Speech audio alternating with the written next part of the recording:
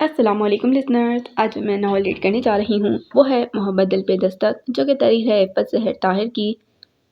چلیے شروع کرتے ہیں اس کی قسط نمبر 3۔ ناول شروع کرنے سے پہلے میری آپ سب سے ریکویسٹ ہے کہ اگر آپ نے ابھی تک چینل کو سبسکرائب نہیں کیا تو پلیز اسے سبسکرائب ضرور کریں، ساتھ ہی بیل آئیکن کو پریس کریں تاکہ آپ کو ہر نئے آنے والے ناول کی اپڈیٹ ملتی رہے۔ ساتھ ہی ویڈیو کو لائک کریں اور کمنٹ میں ضرور لکھ کر بتایا کریں کہ آپ کو ناول کیسا لگ رہا ہے۔ چلیے شروع کرتے ہیں۔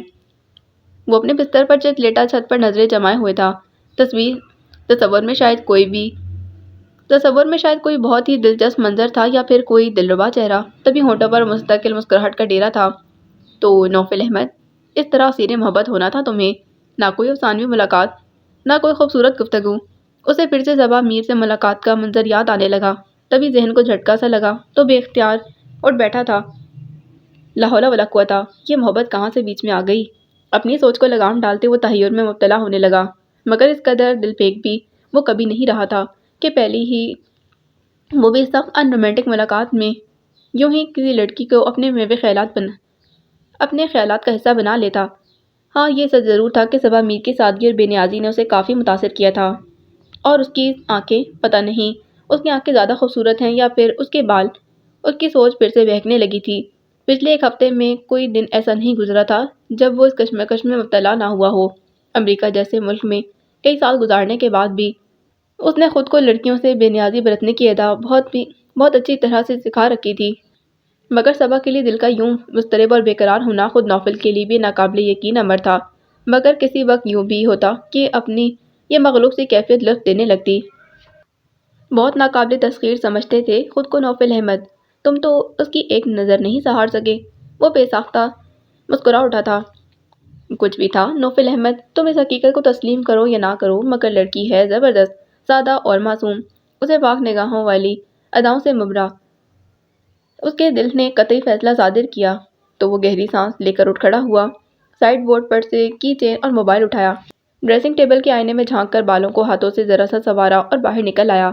دل اور ذہن کسی خوشگوار سے احساس میں ڈوبے ہوئے تھے، اس لیے موڈ بھی بہت اچھا تھا۔ لاؤنج تک آتے ہوئے زالے کا نمبر ملا چکا تھا۔ Hello dashing young man. Call receive کرتے ہی زالے کی گلگلاتی آواز گونجی تو وہ ہنس دیا۔ کیسی ہو؟ بالکل ٹھیک۔ کہاں ہو ابھی؟ نوفل نے پوچھا۔ واپس آ چکی ہوں مگر بہت بزی ہوں، وہ بیچارگی سے بولی۔ نوفل نے ایک نظر کلائی پر بندی گھڑی پر ڈالی۔ لنچ تک تو فارغ ہو سکتی ہو نا؟ بہت مشکل ہے، وہ بولی، پھر اضافہ کیا، لیکن اگر تم جیسا بندہ لنچ کی آفر قبول کرے تو سوچا جا سکتا ہے کہ میں اپنی مصروفیت ترک کر دوں۔ اس کی شرارت سمجھتے ہوئے نوفل نے فوراً کہا، اوکے تو پھر میک ڈونلڈ۔ نو وے، میں سیریسلی بہت بزی ہوں۔ تم میری طرف آ جاؤ نا، میرا وزٹنگ کارڈ تو ہے نا تمہارے پاس؟ ہاں ہے میرے پاس، تم یہ بتاؤ کہ میں کتنے بجے آؤں؟ نوفل، سب ٹھیک تو ہے نا؟ بہت موڈ میں ہو، کہیں مجھے پرپوز تو نہیں کرنے والے؟ زالے کی مسکراتی ہوئی آواز پر نوفل نے ہلکا سا محظوظ کن کہکا لگایا۔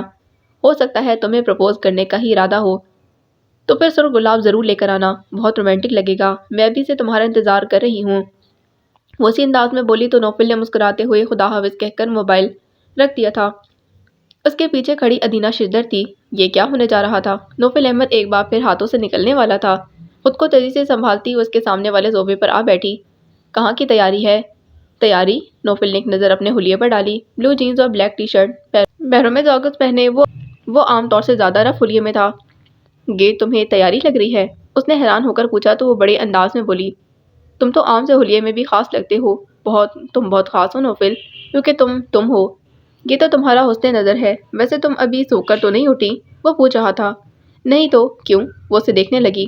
ایسی باتیں عموماً نیند کی حالت میں منہ سے نکلتی ہیں نا، اس لیے پوچھ رہا ہوں، وہ مسکراتا ہوا بولا تو ادینہ نے اسے خفیف سا ہو کر گھوڑا، پھر روب سے بولی، تم یہ بتاؤ کہ جا کدھر رہے ہو؟ تمہیں کیا الہام ہوا ہے؟ میں تو آرام سے بیٹھا ہوا ہوں، نوفل نے کہا تو وہ آرام سے بولی، ابھی تم فون پر بات کر رہے تھے کسی سے کہ میں ابھی آ رہا ہوں؟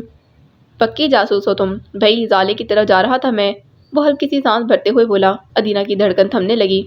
خیریت تو ہے نا؟ تم زالے سے کچھ زیادہ ہی ملنے نہیں لگ گئے؟ اس نے پھر کوستے ہوئے لہجے میں پوچھا تو اس کے انداز کو سمجھے بغیر مسکرا کر بولا، ابھی وہ بھی یہی پوچھ رہی تھی کہ کہیں میں اسے پرپوز تو نہیں کرنے والا؟ ادینہ کے سر پر جیسے کسی نے دھماکہ کر دیا تھا۔ تو کیا واقعی تم؟ کیوں، اچھی نہیں ہے کیا؟ نوفل نے مسکراتے ہوئے پوچھا تھا۔ لیکن نوفل تم، ادینہ کو اپنے قدموں تلے سے زمین نکلتی دکھائی دینے لگی۔ مگر اسی وقت وہ مذاق ختم کرتے ہنس کر بولا، وہ واقعی بہت خوبصورت ہے، مگر میرا دل اس کو دیکھ کر اس انداز میں نہیں دھڑکتا جیسا کہ میں چاہتا ہوں۔ اس کی سانسیں آسان ہونے لگیں، اور ویسے بھی وہ کسی سے کمیٹڈ ہے، ڈونٹ وری اباؤٹ می۔ وہ مسکرا رہا تھا۔ خیر لڑکی تو اچھی ہے، بلکہ کافی سے زیادہ حسین ہے، تمہارے ساتھ اچھی لگتی۔ وہ خود کو سنبھال گئی تھی، بے نیازی سے بولی، حسین تو لگتی ہے مگر میرے دل کو نہیں لگتی یار، وہ بے تکلفی سے بولا۔ ادینہ کا دل تھم تھم کر دھڑکنے لگا۔ کبھی صالح بیگم نے نوفل کے لیے باتوں باتوں میں اس کے رشتے کا بھی اظہار کیا تھا، وہ تو ادینہ ہی کو جلیل نے اپنی چکنی چمڑی باتوں میں ایسا پھنسایا کہ وہ اسے شادی پر اڑ گئی تھی۔ سب سے زیادہ حماقت نوفل ہی نے کی تھی۔ اس نے صاف طور پر کہہ دیا کہ زندگی ادینہ کو گزارنی ہے، تو اس کے فیصلے کو سب سے زیادہ اہمیت دی تھی۔ اس طرح وہ اپنی خواہش کے ہنڈولے میں بیٹھ کر جلیل الرحمن کے آنگن میں اتری۔ مگر گلی کوچوں اور سڑکوں پر شروع ہونے والی محبتیں کب عروج پکڑتی ہیں؟ سال بھر میں ہی دونوں کے سر سے عشق عاشقی کا بھوت اتر گیا تھا، اور چاہے جلیل الرحمن کی سختیاں ہوں یا ادینہ کی آزادیاں، قصور تو وہاں دیکھا جاتا ہے جہاں پیچھے کوئی رشتہ رہ گیا ہو۔ مگر وہ طلاق لیے راضی براضی گھر آ گئی تھی، اور دنوں رو رو کر اپنی مظلومیت اور جلیل الرحمن کے مظالم کے قصے سناتی رہی۔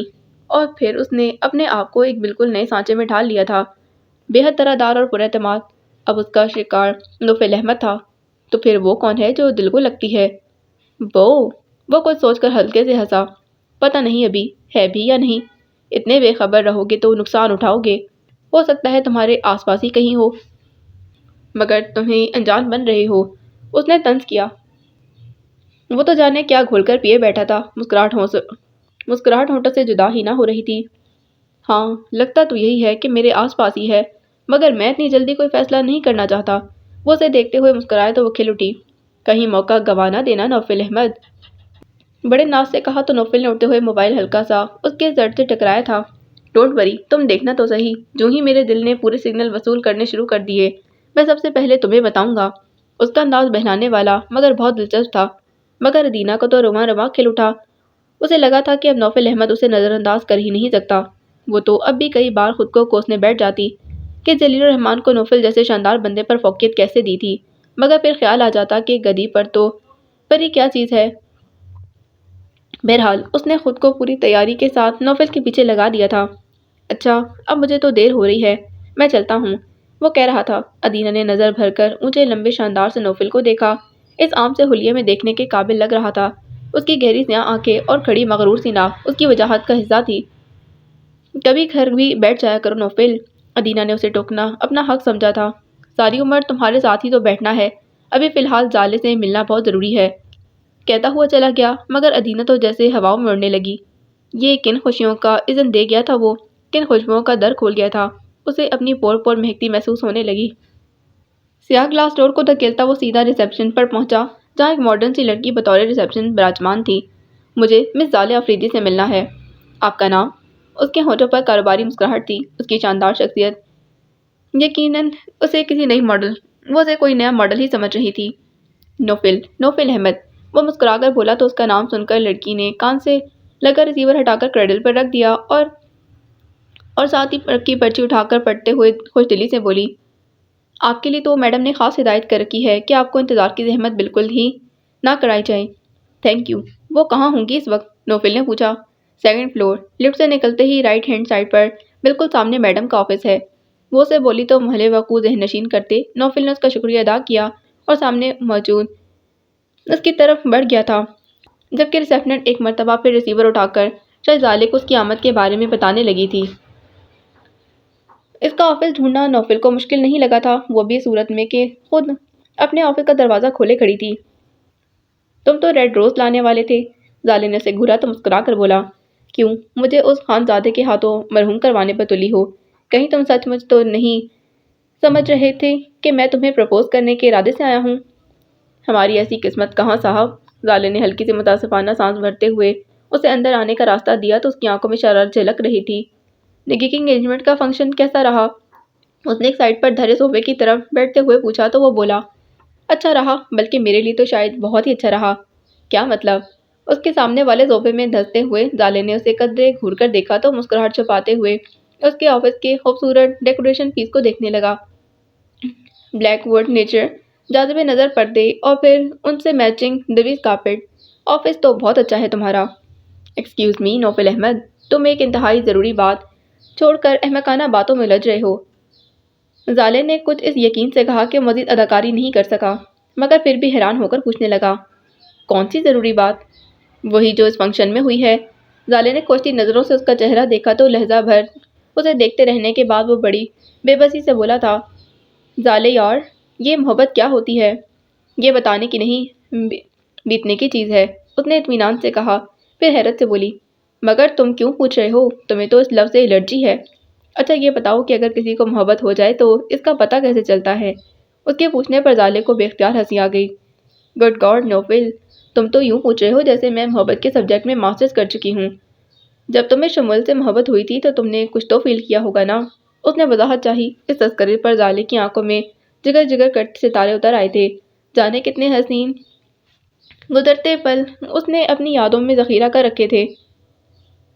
میں نے بھی پتہ نہیں کتنے حسین چہروں کو ٹھکرایا تھا نوفل احمد، میں بھی محبت جیسے جذبے کو خرافات ہی سمجھتی تھی، مگر وہ ایک پل تھا، ایک پل جس میں اس آسمانی چیز نے ہمیں چھوا تو آپ کو کچھ سمجھنے اور محسوس کرنے کی ضرورت محسوس نہیں ہوتی۔ یہ خود بخود دلوں میں گھر کر خون میں شامل ہو کر رگ رگ میں سرایت کر جاتی ہے۔ سمجھنا سمجھانا کچھ نہیں پڑتا، سب سمجھ میں آ جاتی ہے۔ وہ دلکش سی مسکراہٹ کے ساتھ بولتے ہوئے چونک کر اس کی طرف متوجہ ہوئی تو وہ چڑھ کر بولا، یوں ہی معلومات میں اضافے کی خاطر پوچھ رہا ہوں۔ اچھا، حلیہ تو تمہارا کچھ اور ہی سنا رہا ہے۔ زالے نے سر تاپا اس کو تن سے دیکھا تو وہ خجل سا ہو کر سر کھجانے لگا۔ لگتا ہے کیوپٹ کا نشانہ بہت صحیح جگہ پر لگا ہے اس بار۔ کون ہے وہ؟ اس نے محظوظ ہوئے بڑے تیکن سے پوچھا تو وہ بے بسی سے مسکرا دیا، پتہ نہیں یار، میں نے ابھی اس سے صرف ایک آدھ بار ملاقات کی ہے۔ اس ملاقات میں کچھ اور نہیں ہوا، صرف چند عام سے جملوں کا تبادلہ، بے ضرورت نگاہوں کا ملاپ۔ میں بھٹک بھٹک کر ان لمحوں کا اسیر ہو رہا ہوں۔ اس کے نقوش کو دہرانا اچھا لگنے لگا ہے۔ اس کا انداز اس قدر مجرمانہ اور بے بس سا تھا کہ زالے ہنسنے لگی۔ یہی محبت ہے نوفل احمد۔ کم آن زالے، یہ محبت کیسے ہو سکتی ہے؟ نہ تو میں نے اس کے بارے میں سوچا، مجھے بنا سوچے سمجھے مجھے کیسے محبت ہو سکتی ہے بغیر دیکھے بھالے؟ وہ کسی طور اس شکنجے میں پھنسنے کو تیار نہیں تھا۔ اسی وقت دروازے پر دستک ہوئی۔ زالے کی اجازت پا کر پیون اندر آیا اور ان دونوں کی خدمت میں کولڈ ڈرنکس پیش کیے۔ وہ واپس چلا گیا۔ زالے نے ملامتی نظروں سے اسے دیکھا اور سمجھانے والے انداز میں بولی، محبت بہت زور آور جذبہ ہے نوفل احمد۔ یہ دست بستہ تمہارے سامنے کھڑی ہو کر تمہاری یا پھر موڈ کا انتظار نہیں کرتی، اور نہ ہی کسی کی دیکھ بھال یا ڈھونک بجا کر پسند کرنے کا نام محبت ہے۔ آنن فانن بندے کی تمام حسیات مفلوج کر کے پورے وجود پر تسلط قائم کر لیتی ہے۔ لیکن میں تو اسے پوری طرح سے جانتا بھی نہیں۔ وہ واقعی الجھا ہوا تھا۔ اگر ہم کسی کو پوری طرح جان لیں تو کبھی اسے محبت نہ کر پائیں۔ وہ اپنی بات سے لطف لیتے ہوئے ہلکے سے مسکرائی تھی۔ یہ بھی تو ہو سکتا ہے کہ شاید وہ مجھے صرف اچھی ہی لگی ہو۔ نوفل نے اپنا خیال پیش کیا، جیسے اس کی بے وقوفی پر مسکرائی ہو۔ کیوں یقین اور بے یقینی کے بھنور میں پھنسے ہو نوفل احمد؟ محبت کو اپنی قید میں لانے کی کوشش مت کرو، بلکہ خود اس کے دھارے پہ بے دست و پا چھوڑ دو۔ اگر ایسا کچھ معاملہ ہوا تو یہ طوفان بلاخیر تمہیں اپنی گہرائیوں میں کھینچ لے گا، ورنہ اس کے رک جانے پر وہ بے قرار ہوا تھا۔ ویری سمپل، ورنہ ساحل پر پٹک دے گا۔ زالے نے ہنستے ہوئے گلاس لبوں سے لگا لیا تھا۔ اس نے گہری سانس لیتے ہوئے کہا، مگر مجھے یہ اعتراف کرنا اچھا نہیں لگ رہا، صرف اس لیے کہ تم دریا کے مخالف سمت تیرنے کی کوشش کر رہے ہو۔ کبھی خود کو دریا کے بہاؤ پر چھوڑ دو تو منزل بہت آسانی سے مل جائے گی۔ زالے نے بہت سنجیدگی سے کہا تو وہ اسے دیکھنے لگا۔ ویسے زالے، جب سے اس آگ نے تمہیں چھوا ہے نا، تم کندن بننے لگی ہو۔ پہلے تو تمہیں کبھی ایسی باتیں نہیں آتی تھیں۔ یہ آگ نہیں اجالا ہے نوفل، ملتی تو دونوں سے روشنی ہے، مگر تاثیر میں بہت فرق ہوتا ہے۔ غلط، وہ فوراً اسے ٹوک گئی۔ نوفل کو ایک بار پھر اس کی آنکھوں میں بکھرے ہوئے ستاروں جیسی روشنی جگمگاتی محسوس ہوئی تھی۔ یہ آگ نہیں اجالا ہے نوفل، ملتی تو دونوں سے روشنی ہے، مگر تاثیر میں بہت فرق ہوتا ہے۔ آگ میں جلا دینے کی خاصیت ہوتی ہے، جبکہ اجالا آپ کی روح تک میں اتراوٹ اتار دیتا ہے۔ اسی اجالے میں تو میں نے اپنی خامیوں اپنی خوبیوں کی پہچان پائی ہے۔ آگ ہوتی تو کب کی مجھے جلا کر راکھ کر دیتی۔ ہو سکتا ہے کہ ایسا ہی کچھ ہو، مگر یار میں الجھ سا گیا ہوں۔ نوفل نے اب کی بار بہت سچائی سے اپنا تجزیہ پیش کیا تو زالے نے اطمینان سے کہا، کیونکہ یہ تمہارے اندر کی کشمکش ہے، تم کسی کو خود پر حاوی نہیں ہونے دینا چاہتے۔ میری مانو تو اعتراف کر لو اپنی شکست کا، جتنا نفی کرو گے اتنی ہی شدت پیدا ہوگی اس جذبے میں۔ اعتراف کر لو گے تو وزن پڑ جائے گا اور سوچنے سمجھنے میں بھی آسانی پیدا ہوگی۔ واقعی یار، میں کچھ سوچنا سمجھنا چاہتا ہوں، یوں ایک ہی نظر میں فدا ہو جانا کچھ اچھا نہیں لگ رہا، نوفل نے کہا تو وہ اس کی بے بسی سے محسوس ہوتے ہوئے مسکرائی۔ مان لو نوفل احمد، کوئی ایسا بھی ہے جس نے تمہیں چاروں شانے چت کر کے رکھ دیا ہے۔ وہ کچھ کہے بغیر اسے خفیف سا گور کر اپنا گلاس خالی کرنے لگا۔ زالے اسے دلچسپ نظروں سے دیکھ رہی تھی۔ اب یہ تو بتا دو کہ وہ فاتح نوفل ہے کون؟ اس نے بہت دلچسپی سے پوچھا تو نوفل کے ہونٹوں پر بے ساختہ مسکراہٹ پھیل گئی تھی۔ نیگی کی نند ہے، صبا۔ اس نے یوں نام لیا جیسے منہ میں شیرنی گھل گئی ہو، اور یہ بے اختیاری زالے نے بھی محسوس کی تھی۔ بھئی اب تو دیکھنا ہی پڑے گا کہ وہ کون ہے جو اس ڈیشنگ مین کو پہلی ہی ملاقات میں کلین بولڈ کر گئی ہے۔ وہ اسے چھیڑ رہی تھی مگر نوفل نے اسے ٹوک دیا۔ یہ بات صرف تمہیں پتا ہے زالے، ابھی میں نے کسی سے کچھ نہیں کہا۔ یار، میں اپنی زندگی کا اتنا بڑا فیصلہ صرف دل کے مجبور کرنے یا دھڑکنوں کے انداز بدلنے پر نہیں کرنا چاہتا، تمہیں معلوم ہے نا؟ اتنا پھونک پھونک کر قدم رکھو گے تو بہت پچھتاؤ گے۔ مجھے دیکھو، میں اگر بہت دیکھ بھال اور خالص اپنی محبت کرتی تو وہ کوئی الف لیلا شہزادہ ہی ہوتا جو مجھ پر فدا ہوتا، نہ کہ میں اس کے پیچھے اسے پکارتی پھرتی۔ تمہارا کیا خیال ہے شموئیل خان اپنی مرضی سے مجھے اپنے در بدر پھرا ہے؟ نہیں نوفل احمد، یہ محبت کی شدت ہے جو مجھے جنگل جنگل بھٹکا رہی ہے، اور میں خوش ہوں، بہت خوش۔ لنچ کب تک ریڈی ہوگا؟ نوفل نے سنجیدگی سے پوچھا تو چند لمحوں تک خاموشی سے اسے دیکھتے رہنے کے بعد زالے نے ایک نظر وال کلاک پر ڈالی اور اسی کے انداز میں بولی، بس 10 منٹ اور انتظار کر لو۔ وہ صوفے کے پت سے سر ٹکائے بیٹھ گیا۔ زالے افریدی اسے ہمدردی سے دیکھ رہی تھی، محبت سے بھاگنے کی کوشش کر رہا تھا، یہ جانے بغیر کہ اب دائیں بائیں آگے پیچھے صرف جنگل ہے، تاریک اور عمیق جنگل، جس میں صرف محبت کی لو سے جلتا دل ہی روشنی کر سکتا ہے۔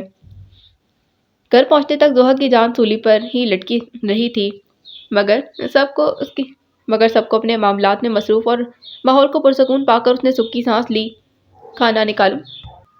چچی جان نے پوچھا تو بولی، میں ابھی کپڑے چینج کر کے شاور لوں گی، آپ آرام کریں جا کر، بھوک لگی تو میں خود نکال لوں گی کھانا۔ کمرے میں آ کر پنکھا آن کرتے ہوئے وہ اپنے بستر پر گر سی گئی۔ اب کیا ہوگا کا نیون سائن اس کے ذہن میں پوری طرح جگمگا رہا تھا۔ وہ خود کو لعنت ملامت کر رہی تھی کہ عمر کی آفر قبول ہی کیوں کی۔ معید شاید اپنے کسی دوست یا پھر کلائنٹ کے ساتھ وہاں پر موجود تھا، اور جس انداز میں وہ اسے دیکھ رہا تھا اس کے تیوروں نے زہر کو دہلا دیا تھا۔ ریسٹورنٹ سے باہر نکلتے ہی وہ عمر کو خدا حافظ کہتی پوائنٹ پکڑ کر گھر آ گئی تھی۔ معید کیا سوچ رہا ہوگا میرے متعلق؟ اسے شرمندگی سی محسوس ہونے لگی، مگر پھر فوراً ہی معید سے ہونے والی چڑ نے اسے ابھارا تو اس نے قدرے بے پرواہی سے سوچا، خیر مجھے معید حسن سے ڈرنے کی تو کوئی ضرورت نہیں۔ ہاں وہ گھر میں کسی کو نہ بتا دے، وہ معید کو کوئی اہمیت نہیں دینا چاہتی تھی، اور اگر اس نے مجھ سے پوچھا تو میں صاف کہہ دوں گی کہ ہم ایک دوسرے کو پسند کرتے ہیں۔ معید حسن کے خوف سے باہر نکل کر اس نے سوچا تو اپنی غلطی بہت چھوٹی لگنے لگی۔ واقعی اس میں اتنی پریشان ہونے والی تو کوئی بات نہیں، اور اچھا ہے، اس طرح معید کو بھی پتہ چل جائے گا کہ میں اسے ڈرنے والی نہیں ہوں۔ باقی سب پر تو اس نے جادو کر رکھا ہوگا، مگر میں اس کی مٹھی میں نہیں ہوں۔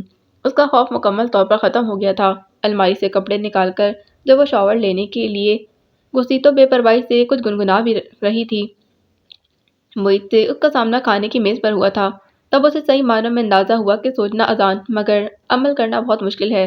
وہ جو خود کو اپنی من پسند تعویلیں دے کر مطمئن کر چکی تھی، اس پل پسینوں میں ڈوبنے لگی، اور اگر یہ اس وقت سب کے سامنے بات پر شروع کر دے تو میری کیا عزت رہ جائے گی؟ ابو تو مجھے یہیں شوٹ کر دیں گے۔ اس کا دل ڈوب ڈوب کر ابھرنے لگا تھا، مگر ہوا کچھ بھی نہیں تھا۔ اس نے سب سے پہلے کھانا ختم کیا تھا اور پھر کوئی ضروری کیس اسٹڈی کرنے کا کہہ کر اٹھ گیا تھا۔ زوہا نے اطمینان کی سانس لی، مگر اس وقت اس اطمینان کی دھجکیاں بکھر گئیں جب حبران نے آ کر اسے معید کے بلاوے کی خبر دی تھی۔ کوئی کام ہے کیا؟ مجھے کیا پتا؟ ہمیرا خفیف سی شانے اچکا کر پلٹ گئی تو زوہا نے بجلت پوچھا، اچھا یہ تو بتا دو کہ اس کا موڈ کیسا ہے؟ ویسا ہی جیسا روزانہ ہوتا ہے، لگتا ہے آپ نے اس بار کوئی گڑبڑ کی ہے۔ حمران نے اسے جانچتی نظروں سے دیکھا تو وہ گڑبڑا گئی۔ نہیں تو، میں اس لیے پوچھ رہی ہوں کہ کہیں اپنا کوئی کام ہی میرے ذمہ نہ لگا دے۔ خیر کام ہوتا تو مجھے بھی کہہ سکتے تھے، بہرحال آپ جلدی آ جائیں۔ حمران نے کہا تو اسے خیال آیا، صبا کہاں ہے؟ لیں وہ تو 9 بجے کی سو بھی گئیں، اب تو 10:30 ہو رہے ہیں، امی بھی سو رہی ہیں، ابو ٹی وی پر کوئی ڈاکومنٹری دیکھ رہے ہیں۔ اس نے تفصیل بتائی تو زوہا چڑھ گئی، تم ہی رہ گئی ہو جاگنے کے لیے، میں سائیکالوجی کے ٹیسٹ کی تیاری کر رہی ہوں، اب میں سونے ہی لگی ہوں۔ وہ ہنس رہی تھی، تم ایسا کرو مجھ سے جا کر کہہ دو کہ میں بھی سو رہی ہوں۔ اسے یکلختی بہانہ سوجا تھا، ابھی یہ جو آپ فل والیوم میں میوزک سن رہی تھی نا، اس کی آواز دوسرے پورشن میں بھی جا رہی ہے، انہوں نے مجھ سے پوچھا تو میں نے کہہ دیا کہ آپ جاگ رہی ہیں۔ حمیرہ نے اس طمانینت پر پانی پھیر دیا تھا۔ اچھا تم جاؤ، میں آ رہی ہوں۔ وہ بے چینی اور اضطراب کا شکار ہونے لگی۔ آ گئی احتساب کی گھڑی۔ اس کا دل چاہ رہا تھا کہ نہ جائے، مگر پھر خیال آیا کہ کہیں وہ خود ہی دندناتا ادھر نہ آ جائے، بات سارے گھر میں پھیل جائے گی۔ امی کو بتا کر وہ ڈرائنگ روم سے ہوتی کوریڈور میں پہنچی۔ پہلا کمرہ معید ہی کا تھا۔ اس کے آگے ٹی وی لاؤنج تھا، جہاں سے ٹی وی چلنے کی آواز آ رہی تھی۔ دل مضبوط کر کے اس نے نوب گما کر دروازہ کھولا اور اندر داخل ہو گئی۔ اس نے اندر داخل ہونے کی اجازت نہیں لی تھی، مگر دروازہ کھولنے اور پھر بند ہونے کی خفیف سی آواز معید کو متوجہ کر گئی تھی۔ فائل دروازے میں رکھتا وہ اس کی طرف پلٹا تھا۔ اس کی چپٹی نظروں سے وہ جذبت ہو گئی۔ وہ اس کے مقابل آ گیا تھا۔ کون تھا ریسٹورنٹ میں تمہارے ساتھ؟ آواز مدھم مگر سختی سے پر تھی۔ اس کے لہجے سے وہ خفیف تا اشتعال ضحیٰ کا دل بند کرنے لگا تھا۔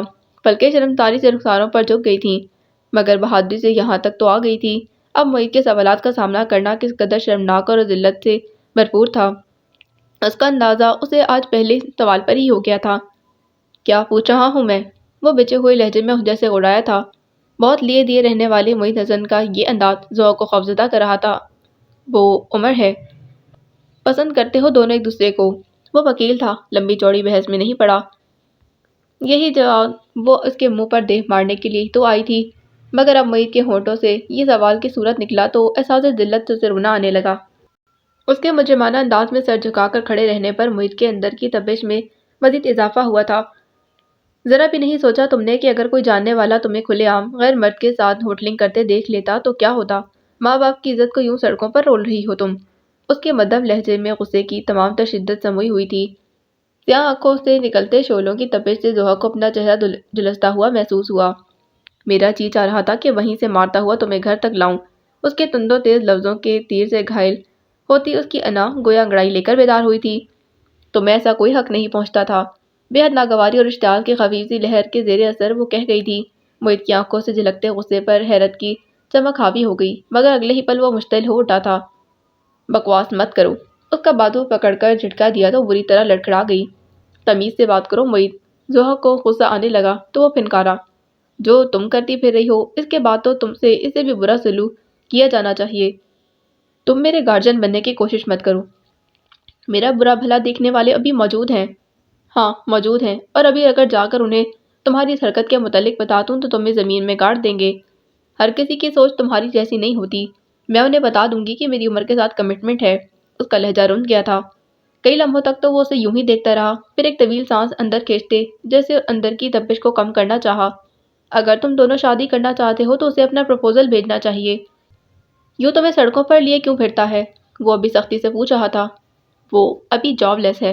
وہ جھجک سی گئی تھی۔ سو واٹ، منگنی تو ہو سکتی ہے نا؟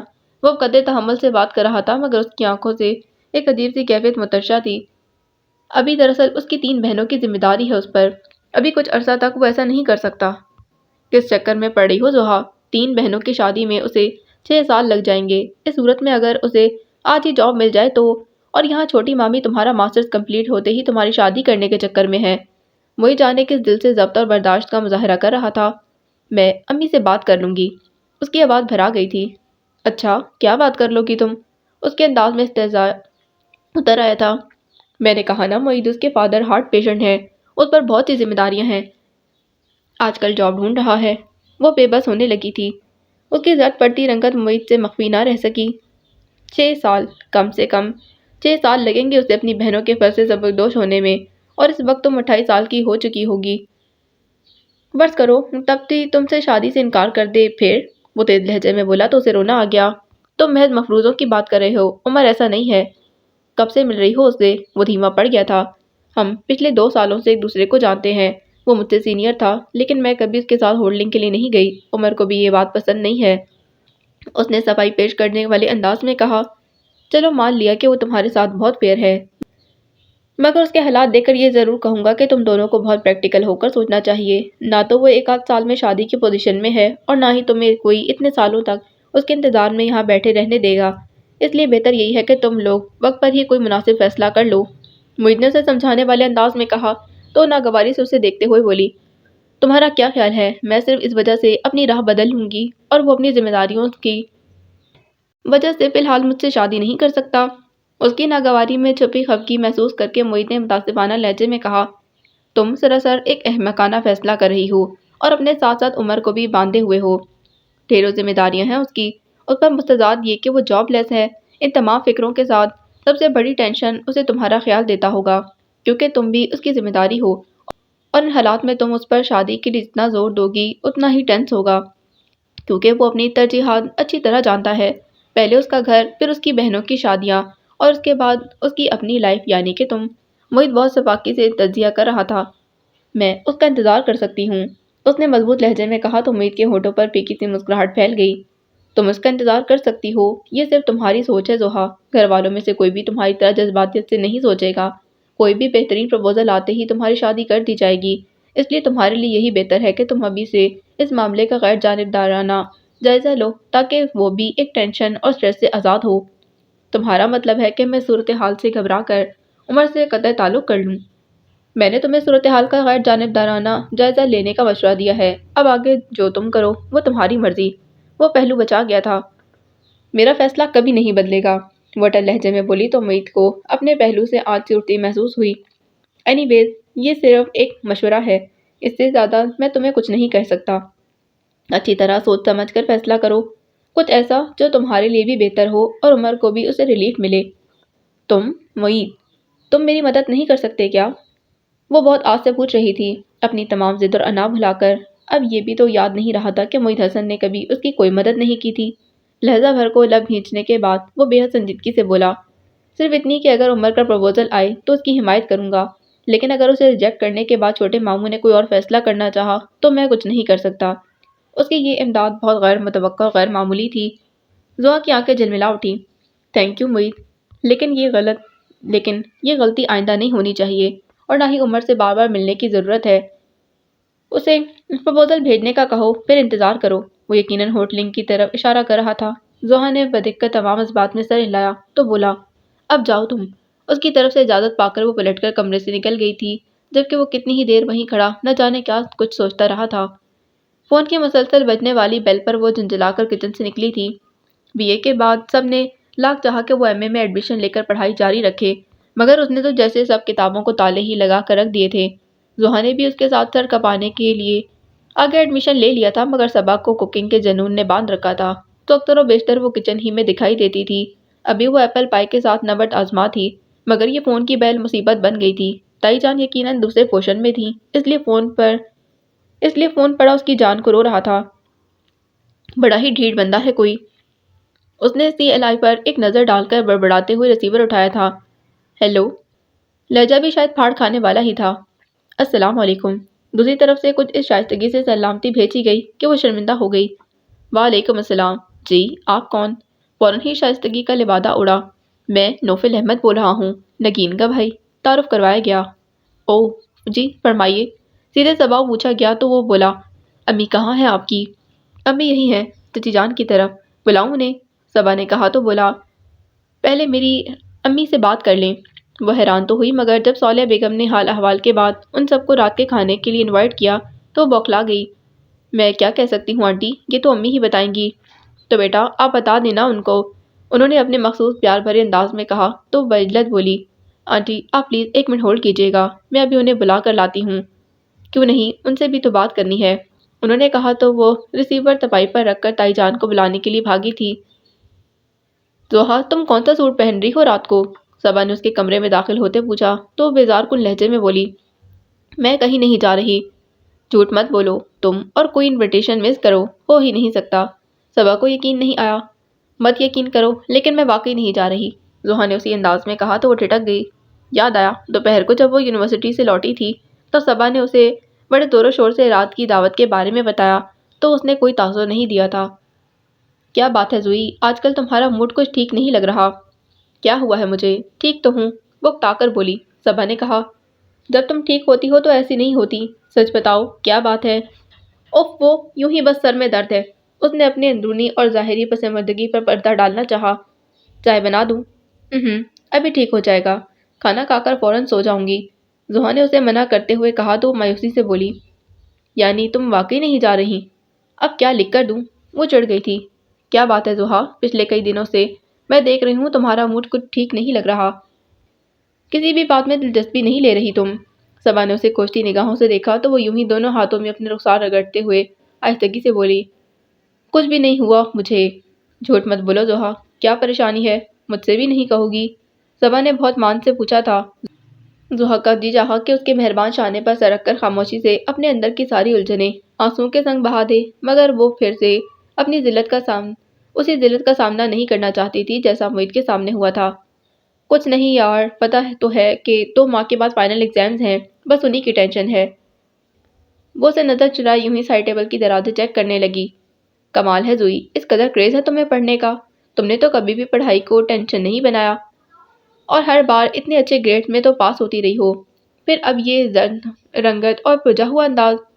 میر ہاؤس میں سب کے دل ایک دوسرے کے اندر دھڑکتے تھے۔ صبا کے انداز میں حد درجہ تشبیہ سمٹ آئی تھی تو وہ بدل کر تمام ہنستی ہوئی اس کی طرف پلٹی اور اس کے گلے میں باہیں ڈال کر پلکوں سے دیکھا، پھر آگے ہو کر اس کا رخسار چوم کر محبت سے بولی، یہ سب تمہارا پیار ہے، اسی لیے تمہیں کمزور اور بجھی بجھی دکھائی دے رہی ہوں۔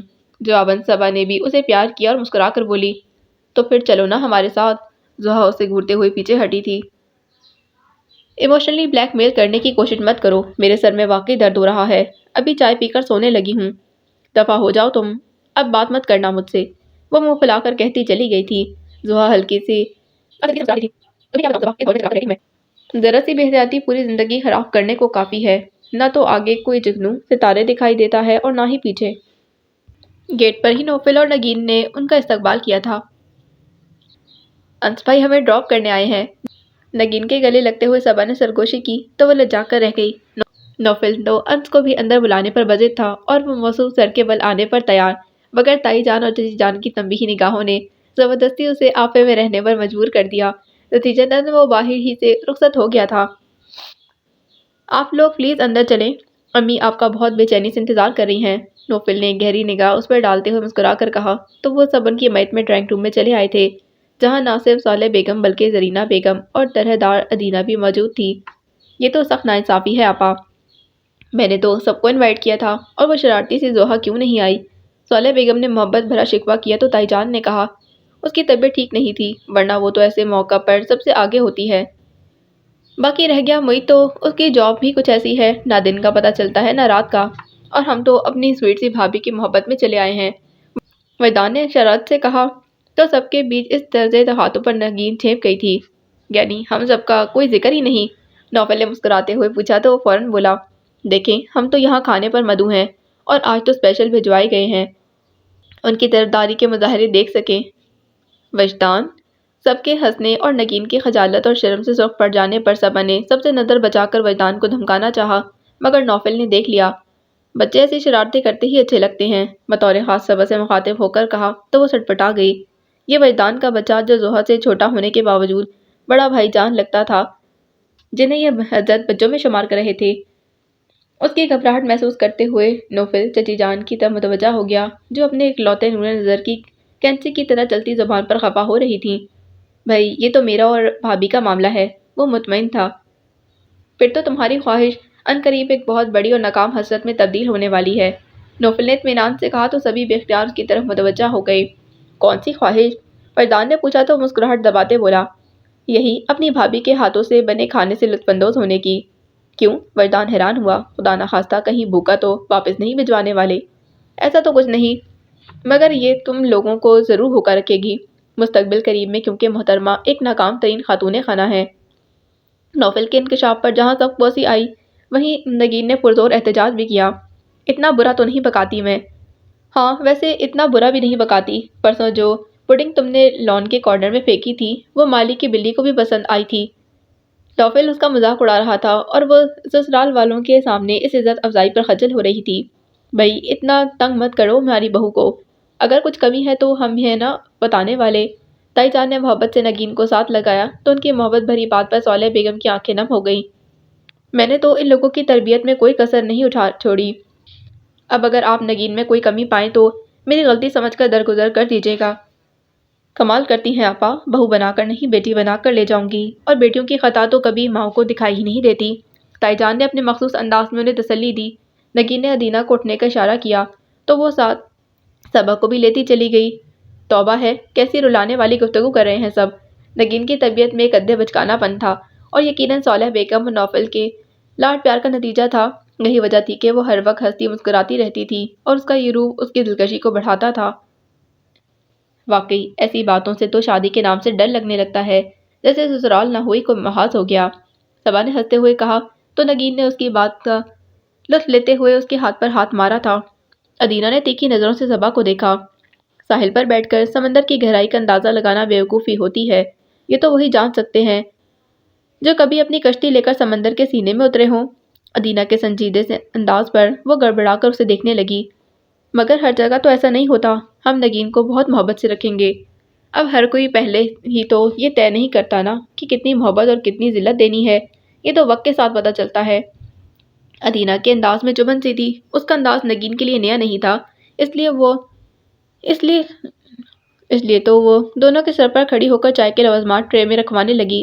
مگر صبا نے مسکرا کر بات سمیٹی۔ واقعی دعووں کا کوئی فائدہ نہیں ہوتا، حقیقت تو وقت کے ساتھ ساتھ ظاہر ہو جاتی ہے۔ تم لوگوں نے کیا بحث شروع کر رکھی ہے؟ یار میری کچھ ہیلپ ہی کرا دو۔ ہو تو میری ہونے والی نند، مگر اس وقت تو میرے سسرال پر امپریشن کا معاملہ ہے، تمہیں میرا ساتھ دینا چاہیے۔ نگین اس کی طرف پلٹی تو صبا نے شکر ادا کرتے اس کے ساتھ مل کر ٹرالی سیٹ کرنا شروع کر دی۔ ادینہ کا خوش سا انداز گفتگو اس کو گھبراہٹ میں مبتلا کرنے لگا تھا، مگر یہ بات بھی پیش نظر کہ ابھی اس کا گھر اجڑنے بمشکل سال بھر ہی ہوا تھا، شاید اسی وجہ سے اس کی باتوں میں تیکھا پن آ گیا تھا۔ میرے خیال میں یہاں بالکل فارغ ہوں، اس لیے مجھے ڈرائنگ روم میں ہی چلے جانا چاہیے۔ ادینہ کچھ اکتا کر کہتی نگین کے روکنے سے پہلے کچن سے نکل گئی تو نگین نے اسے کہا مائنڈ مت کرنا صبا، ادینہ بہت جلدی کسی سے گھلتی ملتی نہیں ہے، بلکہ یہ سمجھ لو کہ پل میں اور پل میں تولا پل میں ماشا ہے۔ اس کی نیچر تو بہت اچھی ہے، مگر جو ٹریجڈی اس کے ساتھ ہوئی ہے اس کی کبھی کبھار بگڑ بھی جاتی ہے، اس میں مائنڈ کرنے والی کیا بات ہے؟ اور پھر ابھی تو ایک آدھی ملاقات ہوئی ہے، یقیناً ہماری دوستی بھی ہو ہی جائے گی۔ صبا نے ہلکے پھلکے انداز میں کہا تو ہنس دی۔ لگتا ہے تمہاری میری خوب جمے گی۔ اور انس بھائی کے بارے میں تمہارا کیا خیال ہے؟ صبا شریر ہوئی تو ایک نظر دانت نکالتی نوری کو دیکھ کر نگین نے صبا کو آنکھیں دکھائیں، مگر سنہری رنگ میں کھلتی سرخیاں اور لبوں کے گوشوں میں تھرکتی مسکراہٹ اس کے دل کی حالت عیاں کر رہی تھی۔ نوری تم جا کر ٹیبل پر برتن لگا کر آؤ۔ نگین نے نوری کو ٹالا تھا۔ یہ کیا فضول حرکت تھی؟ مصنوعی غصے سے صبا کو گھوڑا۔ یہ تو کچھ بھی نہیں، انہوں نے تو آپ کے لیے ایک پیغام بھی بھیجا ہے۔ صبا مزے سے مسکرائی تو اس کا دل تیزی سے دھڑکنے لگا تھا۔ کیا؟ یوں ہی بتا دوں، وہ معصوم بنی تھی تو نہ بتاؤ؟ نگین نے بھی بے نیازی دکھانی چاہی۔ چلو پھر چائے لے چلیں۔ صبا نے ایک بسکٹ اٹھاتے ہوئے اطمینان سے کہا تو نگین بے بسی سے اسے دیکھنے لگی۔ پوچھ کیوں نہیں لیتی کہ کیا پیغام آیا ہے؟ صبا کو اس کے انداز پر ہنسی آ گئی تو وہ بھی ہنس دی۔ خود ہی بتا دو نا یار، ایکچولی وہ جو انس بھائی ہے نا، وہ تم سے بات کرنا چاہتے ہیں فون پر۔ صبا نے آرام سے کہا تو وہ شرمگی مسکراہٹ کے ساتھ بولی، کیا بات کرنا چاہتے ہیں؟ یہ تو وہی بتائیں گے نا۔ صبا نے جیسے اس کی بیوقوفی پر تعصب سے سر ہلایا۔ مگر میں تو انہیں جانتی بھی نہیں، میں ان سے کیا بات کروں گی؟ نگین نے پھر سے بے نیازی کا مظاہرہ کیا تو صبا بولی، یہ تو ہے، پھر میں جا کر انہیں منع کر دوں گی، وہ تو آج ہی کال کرنے کا پروگرام بنائے بیٹھے تھے۔ امی سے اجازت لے لینا، اگر انہوں نے اجازت دے دی تو پھر۔ وہ جلدی سے بولی تو صبا کو اس کی بات پر ہنسی آ گئی تھی۔ میں نے برتن لگا دیے ہیں جی، نوری نے حسب عادت دانت نکوستے ہوئے آ کر اطلاع دی تو اپنی گفتگو موقوف کر کے ڈرائنگ روم کی طرف بڑھ گئی تھی۔ چائے اور لوازمات سے بھری ٹرالی نگین دھکیل رہی تھی۔ بڑوں کی آپسی گھریلو باتیں، وجدان کے چگلوں اور نگین سے باتوں کے درمیان کئی بار وہ بے کیف سی ہوئی تھی۔ کئی بار ان سب کی طرف سے دھیان ہٹا تھا، کئی بار ہنستے ہوئے کانشیس ہو کر ہونٹ بھیج گئی تھی وہ، اور اس کی وجہ دائیں طرف قدرے کارنر پر بیٹھا نوفل احمد تھا۔ اس قدر جانچتی کھوجتی نگاہ، مستربانہ انداز میں کئی بار اس نے پہلو بدلا، مگر نشست ایسی جگہ پر تھی کہ بہرے طور وہ نوفل احمد کی نظروں سے اوجھل نہیں ہو سکتی تھی۔ بس اب اس سے زیادہ نہیں، وہ چاہے کتنی بھی چھوٹے دل کی مالک اور شرمیلی کیوں نہ تھی، مگر یہ صورتحال تو قابل قبول نہیں تھی۔ ایک بار کی اس نے نوفل احمد پر ایک لمحے کو نظر ڈال کر ہٹا لی تھی، اور اس کی نگاہ میں اس قدر خفگی اور ناپسندیدگی کا تاثر تھا کہ خجل سا ہو کر نہ صرف نوفل اس پر سے نگاہ ہٹا گیا تھا، بلکہ اسی وقت اٹھ کھڑا ہوا۔ وہ صالح بیگم کو کچھ بتاتا، سب سے معذرت کرتا ڈرائنگ روم سے نکل گیا تو صبا کو اطمینان ہوا۔ اس قدر ڈیسنٹ تھا بندہ، پتہ نہیں کیوں لہجہ بھر کو الجھی تھی، مگر موقع اور ماحول نے اسے مسئلے پر زیادہ دیر تک غور و خوض نہیں کرنے دیا تھا۔ نگی، جاؤ صبا کو گھر وغیرہ دکھاؤ، صالحہ بیگم نے پیار سے کہا تو فوراً اٹھ کھڑی ہوئی۔ بلکہ صبا نے بھی اس کی تقلید کی، بلکہ اس نے ادینہ کو بھی آفر کی۔ تم دیکھو جا کر، میرا تو 1000 بار کا دیکھا ہوا ہے۔ اس کا اپنا ہی تیکھا سا انداز تھا، اس پر مستضاد لبوں کی دھیمی سی مسکراہٹ، نہ کوئی برا مانے اور خود ہی جواب سن کر خوش ہونے پائے۔ صبا تو یوں بھی کسی کی کھوج یا کرید میں نہیں رہتی تھی۔ اس رسمی سا مسکرا کر نگین کے ہمراہ ڈرائنگ روم سے نکل آئی تھی۔ جدید انداز میں ڈیکوریٹ کیا گیا گھر واقعی اپنی خوبصورتی، انفرادیت اور نفاست میں اپنی مثال آپ تھا۔ ہر کمرے کے کلر اسکیم، فرنیچر اور پردوں کا اور کارپٹ سے لے کر ڈیکوریشن پیسز تک کا آرٹسٹک مزاج کی جھلک موجود تھی۔ بہت خوب، اگر کبھی میں نے گھر بنایا تو اسی شخص کو ہائر کر کے سیٹنگ اور ڈیکوریشن کرواؤں گی جسے تم لوگوں نے کروائی ہے۔ صبا خود نفاست پسند اور آرٹسٹک مزاج تھی، سو بے اختیار پرستائش انداز میں بولی تو نگین اسے دیکھنے لگی، پھر اس کا ہاتھ تھام کر سیڑھیوں کی طرف بڑھتی شرارت سے بولی، اس بندے کو ہائر کر کے نہیں بلکہ ہائی جیک کر کے لے جانا پڑے گا۔ کیا مطلب؟ مطلب یہ کہ کلر اسکیم سے لے کر دیواروں پر لگی ہر پینٹنگ اور چھوٹے سے چھوٹا ڈیکوریشن پیس تک نوفل بھائی کی چوائس ہے۔ نگین نے بڑے مزے سے بتایا تو وہ ابھی کچھ دیر پہلے کی جانے والی اپنی بات کو یاد کر کے جھیپ گئی تھی۔ اچھا لگتا تو نہیں؟ یوں ہی بات کا تاثر ختم کرنے کی خاطر بولی تو نگین نے سیڑھیاں کراس کرنے کے بعد سامنے کمرے کی طرف قدم بڑھاتے ہوئے کہا، تم تو یہی کہو گی کیونکہ تم انہیں جانتی نہیں ہو۔ ایک ایک چیز کو انہوں نے اتنی محنت سے خریدا کہ کیا بتاؤں۔ بقول ان کے، میں ایسی چیز اپنے پاس رکھ ہی نہیں سکتا جس سے مجھے محبت نہ ہو۔ صبا نے مروت کے مارے یوں سر ہلائے جیسے بہت دلچسپی سے سن رہی ہو۔ یہ اس گھر کا سب سے خوبصورت کمرہ ہے جسے میں ڈریم لینڈ کہتی ہوں۔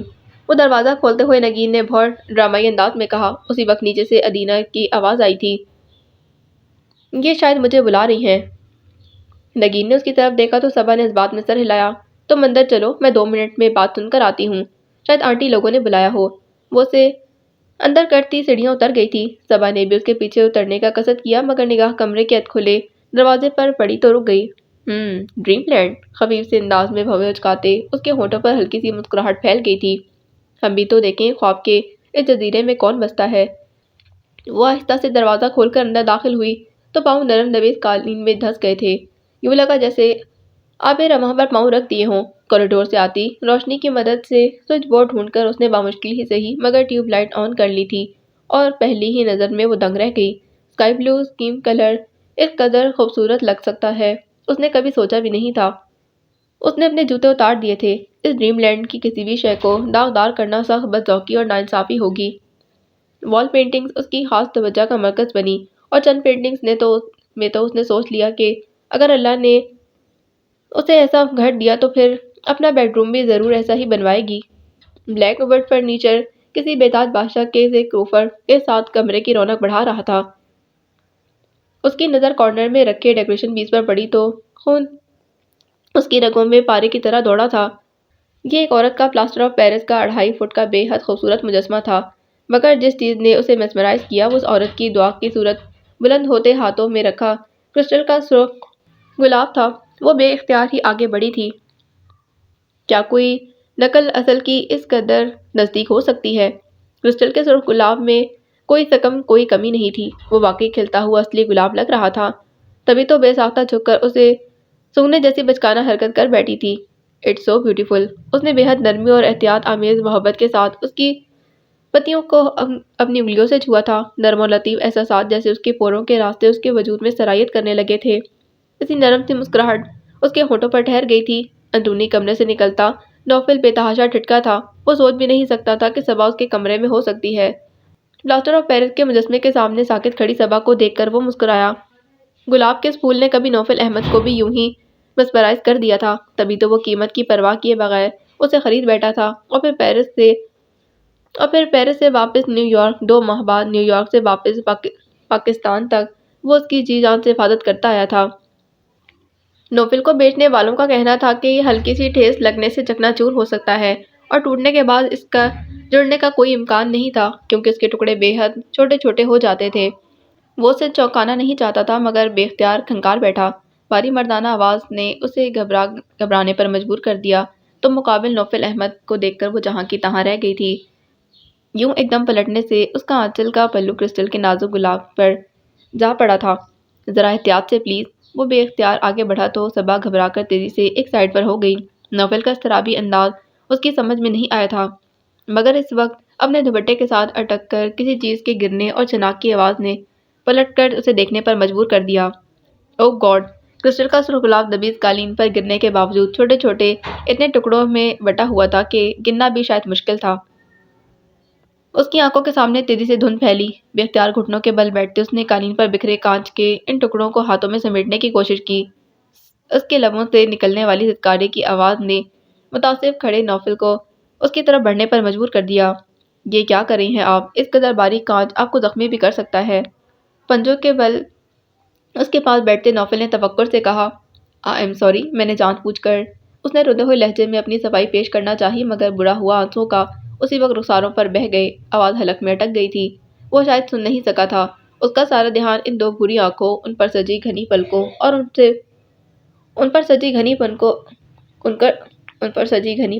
بہتے آنسوؤں میں سمٹ گیا تھا۔ نوفل نے ہلکی سی سانس اندر کھینچتے ہوئے اس کے ہاتھ تھام کر کانچ کے ٹکڑوں کو نیچے گرا دیا۔ اس کی مخملی ہتھیلی پر کئی خراشیں آئی تھیں۔ اس قدر بے وقت سی شے کے لیے آنسو بہا کر مجھے شرمندہ مت کریں۔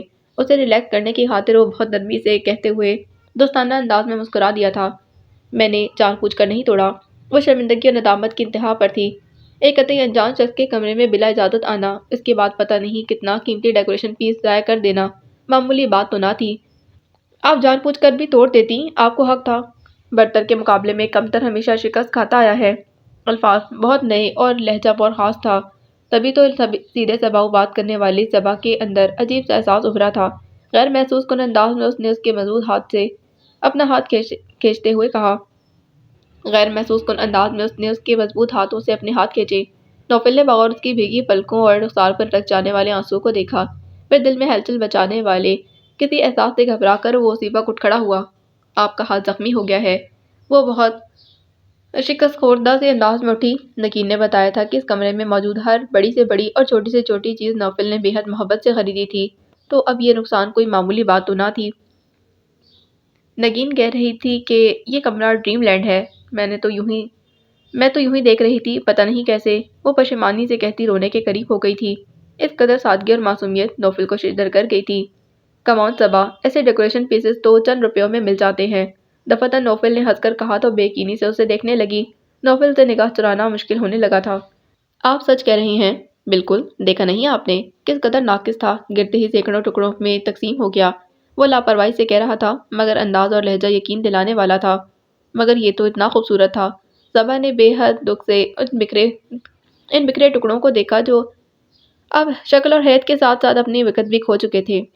سو واٹ، اتنا قیمتی تو پھر بھی نہیں تھا کہ اس کی خاطر آپ اپنے آنسو بہائیں۔ نوفل کا لہجہ پھر سے بہکا تو وہ حواس میں آنے لگی۔ چہرے کی سرخی واپس لوٹی تو اس نے ہاتھ کی پشت سے چہرہ رگڑ کر آنسوؤں کے داغ صاف کرنے کی صحیح کی۔ میں خواہ ہی۔ وہ اس خفت زدہ شکل پر نوفل کو ترس آنے لگا تھا۔ صاف لگ رہا تھا کہ اب وہ وہاں سے بھاگنے کے چکر میں ہے۔ آپ کی ہتھیلی پر خراشیں آئی ہیں، ان پر کریم لگا لیں، نوفل نے کہا تو اس نے نفی میں سر ہلایا، دونوں ہاتھ یوں پیچھے کر لیے جیسے وہ زبردستی لگا دے گا۔ یوں تو سب پوچھیں گے کہ کیا ہوا؟ نوفل نے بامشکل مسکراہٹ دبائی۔ آپ چھپانا چاہ رہی ہیں سب سے؟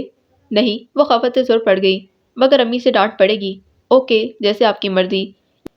یہاں نہیں تو گھر جا کر کوئی کریم ضرور لگا لیجیے گا، نوفل نے اس کے چہرے پر بہت نرم سی نگاہ ڈالتے کہا تو اس کی نظروں کا مطلب نہ سمجھتے ہوئے بھی صبا وہاں مزید کھڑا ہونا نوفل نے اس کے چہرے پر بہت ہی نرم سی نگاہ ڈالتے کہا تو اس کی نظروں کا مطلب نہ سمجھتے ہوئے بھی صبا کو وہاں مزید کھڑے ہونا محال لگنے لگا۔ تھینک یو، جھکی پلکوں کے ساتھ کہتے ہوئے وہ پلٹ کر دروازے تک گئی اور وہاں رک کر اپنے جوتے پہننے لگی۔ یہ اپنے ہاتھ میں رکھیں، نوفل نے خیال آتے ہی ٹشو پیپر کے ڈبے سے دو تین ٹشو نکال کر اس کی طرف کیے تھے، جنہیں تھامتے وہ بیجلے دروازے سے نکلتی چلی گئی۔ بہت لطیف اور دلکش احساس میں گھرا نوفل بے ساختہ ہنس دیا تھا۔ کھانے کی میز پر وہ بہت خاموش اور کترائی ہوئی سی رہی تھی۔ اب تو یہی جی چاہ رہا تھا کہ جلدی سے گھر جایا جائے۔ سچ سچ بتائیں، آپ نے ان میں سے کون سی ڈش بنائی ہے؟ وجدان ابھی بھی نگین کا دماغ کھا رہا تھا۔ صرف رشین سلاد، کیونکہ اس کو صرف بنانا پڑتا ہے، پکانا نہیں۔ نوفل نے اپنی پلیٹ پر سے سر اٹھائے بغیر اطمینان سے کہا تو سب ہنس دیے۔ وہ ساتھی تو بیٹھا تھا۔ نگین نے پہلو بدل کر خاموش رہنے کا سگنل دیا تو وہ اسے دیکھ کر ہنس دیا۔ بھئی آپ لوگ خواہ میری بیٹی کو تنگ مت کریں، تائی جان نے کہا تو نگین نے اپنی صفائی پیش کی۔ نوری اکیلی تو کھانا نہیں بناتی، ساتھ میں بھی اس کی ہیلپ کراتی ہوں۔ ہر نئی ڈش ہم دونوں مل کر بناتی ہیں اور مل کر ہی کھاتی ہیں، کیونکہ مجھے اور امی کو اپنی زندگی بہت عزیز ہے۔ نوفل شرارت پر آمادہ تھا اور اس کی غیر متوقع بشاشت صالح بیگم کو بہت اچھی لگ رہی تھی، ورنہ پچھلے 4 سالوں سے تو وہ کھل کر ہنس بھی نہیں سکا تھا۔ انہوں نے بے اختیار ہی دل میں اس کی دائمی مسکراہٹ کی دعا مانگی تھی۔ کر لیں تنگ، اب تو فاقے کرواؤں گی آپ کو، نگین چڑھ کر بولی۔ ہوٹل زندہ باد، ڈیئر سسٹر، تم جیسے لوگوں کے بنائے ہوئے کھانوں سے بچنے کے لیے تو ہوٹل بنے ہیں، وہ مسکراتے ہوئے بولا، پھر بہت غیر متوقع طور پر اپنے سامنے والی کرسی پر بیٹھی صبا سے مخاطب ہوا تھا۔ ایکسکیوز می، ذرا ایک گلاس پانی دے دیں پلیز۔ اس نے بے حد گڑبڑا کر نوفل کی طرف دیکھا۔ بے ضرر سی مسکراہٹ کے ساتھ وہ منتظر تھا۔ جگ کے پاس ہی گلاس دھرا تھا۔ اس نے خاموشی سے گلاس میں پانی ڈیل کر اس کی طرف کھسکا دیا۔ Thank you. اس کے شکریہ کے جواب میں وہ کچھ کہے بنا اپنے کھانے کی طرف متوجہ ہو گئی۔ نوفل کا سامنا کرنے کی تو گویا تاب ہی نہ رہی تھی۔ ابھی کچھ دیر پہلے ہی تو اس کا نقصان کر کے آئی تھی اور آ کر کسی کے آگے اس واقعے کا ذکر بھی نہیں کیا تھا۔ اوپر سے وہ آ کر سامنے براجمان ہو گیا تھا۔ اس کے انداز صبا کو کچھ الجھانے لگے تھے۔ اس کی آنکھوں میں صبا کو دیکھ کر چمک ابھرتی تھی، مگر وہ ڈرانے والی چمک نہیں تھی، کیونکہ اس کے ساتھ ہی اس کے ہونٹوں پر مسکراہٹ تھرکنے لگتی۔ چائے کے بعد وہ لوگ فوراً ہی اٹھ گئے، مگر انس انہیں لینے آ گیا تھا۔ یہ تو زیادتی ہے آنٹی، میں خود آپ کو ڈراپ کر کے آتا، نوفل نے کہا تو چچی جان مسکرا دیں۔ اب تو یہ آنا جانا عمر بھر کا ہے بیٹا، خاطر جمع رکھو، پھر کبھی سہی۔ اینی ٹائم آنٹی، وہ ان کے آگے جھک کر مسکراتے بولا تو انہوں نے اس کے شانے پر ہاتھ پھیرا تھا۔ بہت بہت شکریہ آنٹی، نہ صرف اچھے کھانے کا بلکہ آپ لوگوں کی بہترین کمپنی کا بھی، صبا نے صالح بیگم سے الوداعی ملاقات کے دوران شائستگی سے کہا تھا۔ آپ کا بھی شکریہ کہ آپ نے ہمیں میزبانی کا شرف بخشا۔ نوفل یوں اچانک کہہ دے گا صبا کے وہم و گمان میں بھی نہ تھا۔ اس نے سر پٹا کر اس کی طرف دیکھا۔ ہونٹوں پر ہلکی سی دل فریب مسکراہٹ لیے وہ اسے ہی دیکھ رہا تھا۔ ادینہ کے اندر کسی عجیب سے احساس نے اپنا پاؤں دھرا تھا۔ صبا تو فوراً ہی پلٹ کر تائی جان کی طرف چلی گئی تھی، مگر نوفل کے ہونٹوں پر سجی مسکراہٹ ادینہ کو تشویش میں ڈال گئی تھی، اور ثانیہ بھر کو صبا کا پیچھا کرتی نظر وہ لبھیج کر رہ گئی۔ بہت خوش قسمت ہے انس، جسے اتنی اچھی سسرال مل رہی ہے۔ گاڑی میں سفر کے دوران چچی جان نے ایماندارانہ رائے دی تو وہ بولا، مجھ سے زیادہ لکی ہیں وہ جنہیں مجھ سا حسین اور جمیل داماد مل رہا ہے۔ سچ بتائیں انس بھائی، کب سے آئینہ دیکھنا چھوڑ رکھا ہے آپ نے؟ وجدان نے فوراً کہا تو پھر صبا نے بھی اس کی تائید کی۔ یقین آپ سے بھی اچھی ہے، لگتا ہے تگڑی رشوت لگائی ہے تم دونوں کو، وہ مسکرا رہا تھا۔ اور ایک صدمے والی بات بھی سن لیں، محترمہ کو کھانا پکانے کی الف بے بھی نہیں آتی، وہ لطف لیتے ہوئے بولنے لگا۔ لو جی، یہ تو سارا پلان ہی چوپٹ ہو گیا۔ میں تو صرف اس لیے شادی پر راضی ہوا ہوں کہ میرے لیے بھی کوئی کھانا پکانے والی، کام کاج کرنے والی آ جائے گی۔ انس نے مظلومیت ظاہر کی تو صبا جل کر رہ گئی۔ تو پھر باجی پیاری بری تو نہیں تھی؟ اس نے گھریلو کام کاج کے لیے رکھی ملازمہ کا نام لیا تو اطمینان سے بولا، وہ تو باجی ہے نا، مگر ہے تو پیاری نا، وجدان نے بھی اسی ٹون میں کہا۔ اب کی بار چچی جان خاموش نہ رہ سکی تھیں۔ شرم کر لو تم لوگ کچھ، خواہ مخواہ اس بیچاری کو بیچ میں گھسیٹ رہے ہو۔ امی جان، بیچاری نہیں پیاری، وجدان نے تصحیح کرنا ضروری سمجھا تو وہ کڑ کر رہ گئیں۔ تم لوگوں کو سمجھانا تو جو شیر لانے کے برابر ہے۔ یہ شیروں کی کون سی قسم ہے؟ وجدان نے بہت دلچسپی کا اظہار کیا۔ لو، تمہیں پتہ ہی نہیں، انس نے گویا اس کا مذاق اڑایا۔ وہ اپنی ذہانت جھاڑتے بولا، یہ شیر صرف افریقہ کے جنگلوں میں پائے جاتے ہیں، بہت خونخوار ہوتے ہیں اور شاید جوئیں بھی پڑی ہوتی ہیں، اس لیے جوئے شیر کہلاتے ہیں۔ یا ہو سکتا ہے کہ ایک آدھ کو جو شغف رہا ہو، صاف پتہ چل رہا ہے کہ چنے دیکھ کے پاس ہوتے رہے ہیں، اس کا مطلب ہے کہ دودھ کی نہر نکالنا۔ صبا نے اس کا تمسخر اڑایا تھا، مگر وہ ہارنے والوں میں سے نہیں تھے۔ تمہاری تو بات ہی جھوٹی ہے، دودھ کی کون سی نہر دیکھی ہے آج تک تم نے؟ شیر تو جگہ جگہ دکھائی دیتے ہیں، ہمارے پاس تو شیر کی صورت میں ثبوت بھی موجود ہے۔ آپ بھی دودھ کی نہر میں سے سیر سوا سیر بھر کر لائیں تو مانیں گے، وجدان نے بے نیازی سے کہا تو وہ چڑھ گئی۔ کس قدر فضول اور بے معنی گفتگو کرتے ہو تم لوگ۔ میں تو کتنی بار اس لڑکے سے کہہ چکی ہوں کہ ہوش کے ناخن لو، اب تو منگنی بھی ہو چکی۔ تائی جان بیچاری خود ان کی کینچی کی طرح چلتی زبان سے تنگ آ چکی تھی۔ بائی دا وے والدہ صاحبہ، ہوش کے ناخن کیا بیوٹی پارلر والوں کی نئی پروڈکٹ ہے؟ معلومات میں اضافہ چاہا گیا۔ جی نہیں، یہ اللہ میاں کی پروڈکٹ ہے اور صرف نصیب والوں کو ہی ملتی ہے۔ سما نے طنز کیا تو وہ دونوں ایک دوسرے کو دیکھ کر لٹائی سے ہنسنے لگے۔ وہ تعصب سے سر ہلا کر رہ گئی تھیں۔ باقی اگلی قسط میں